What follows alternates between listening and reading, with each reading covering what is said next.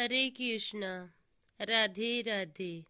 एक बार दक्ष प्रजापति ने बहुत बड़ा यज्ञ करवाया और उस यज्ञ में संपूर्ण देवी देवताओं को आमंत्रित किया, परंतु अपने ही दामाद भोले शंकरनाथ को आमंत्रित नहीं किया। जब यह बात माता पार्वती को पता चलती है तो वह भगवान भोलेनाथ को अपने मायके में जाने के लिए आग्रह करती है। भगवान शंकर उन्हें बहुत समझाते हैं और कहते हैं, जब तक लड़की की शादी नहीं हो जाती तब तक उसका परिवार, उसके माता पिता, भाई बहन हैं और वहीं उसे अपना जीवन उन्हीं के अनुसार गुजारना चाहिए। परंतु शादी के बाद उसका घर तो उसकी ससुराल है, उसके पति का घर ही उसका घर है। इसलिए अगर आपको कोई आदर पूर्वक आमंत्रित करता है तो ही आपको जाना चाहिए, नहीं तो हे देवी, बिना बुलाए जाने वाला इंसान आदर के योग्य नहीं होता, इसलिए आपको वहाँ नहीं जाना चाहिए।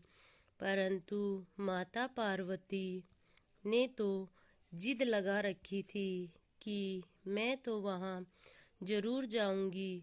माता सती की इस बार बार जिद के आगे भोलेनाथ हार जाते हैं और कहते हैं, देखो देवी, मैं तो वहाँ नहीं जाऊंगा। अगर आपको वहाँ जाने की ज्यादा ही इच्छा है तो आप अकेली जा सकती हो।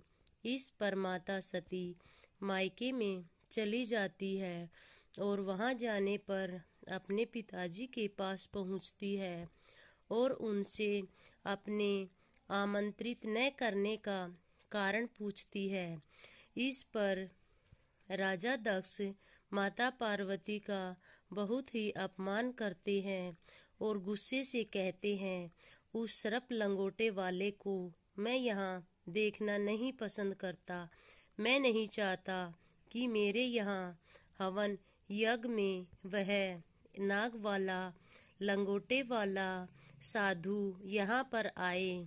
इस तरह बहुत ही ज्यादा अपमान करने के कारण माता सती को अत्यंत दुख हुआ और उन्हें अब एहसास हो गया था कि यहाँ मुझे नहीं आना चाहिए था। अब तो माता सती न यहाँ की रही न वहाँ की, न तो अपने पति की ही बात मान सकी और न ही उसका मायके में आदर हुआ। इस अनादर से अत्यंत दुखी होकर माता सती यज्ञ के अग्नि कुंड में कूदकर भस्म हो गई।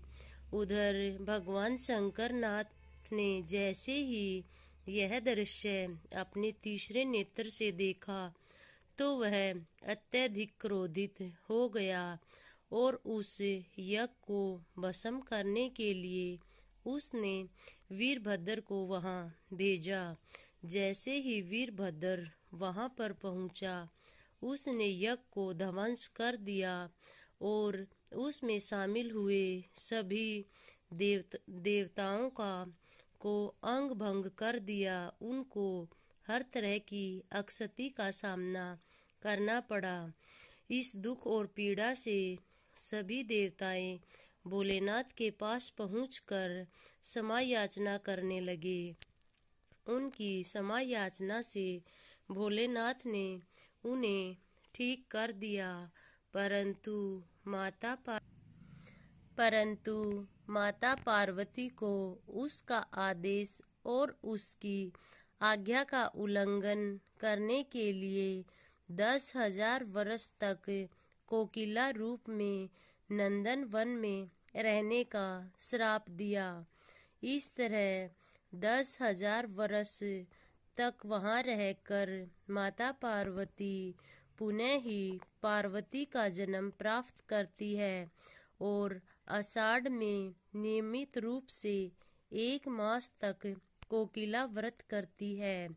उस व्रत से खुश होकर ही सावन मास में भगवान शिव शंकर भोलेनाथ माता पार्वती से पुनः शादी करते हैं। इस तरह सावन मास को अन्य सभी मास की अपेक्षा भोलेनाथ के लिए अत्यधिक पवित्र और पावन माना गया है। यह कोकिला व्रत आषाढ़ महीने की पूर्णिमा को किया जाता है। विशेष तौर पर यह दक्षिण भारत में किया जाता है। इसे सौभाग्यशाली और विवाहित स्त्रियां ही करती हैं। यह व्रत करने वाली स्त्रियों को चाहिए प्रातः सूर्य उदय से पहले उठकर स्नान आदि से नियमित क्रियाओं से निर्मित होकर यह नियम पूर्वक 8 दिन तक पूजा बड़े विधि और विधान से करनी चाहिए। उसके बाद उबटन लगाकर प्रातःकाल भगवान भास्कर की पूजा करनी चाहिए। इससे ही माता पार्वती की तरह हर कंवारी व विवाहित स्त्रियों को मनवांछित वर मिलता है। हरे कृष्णा, राधे राधे।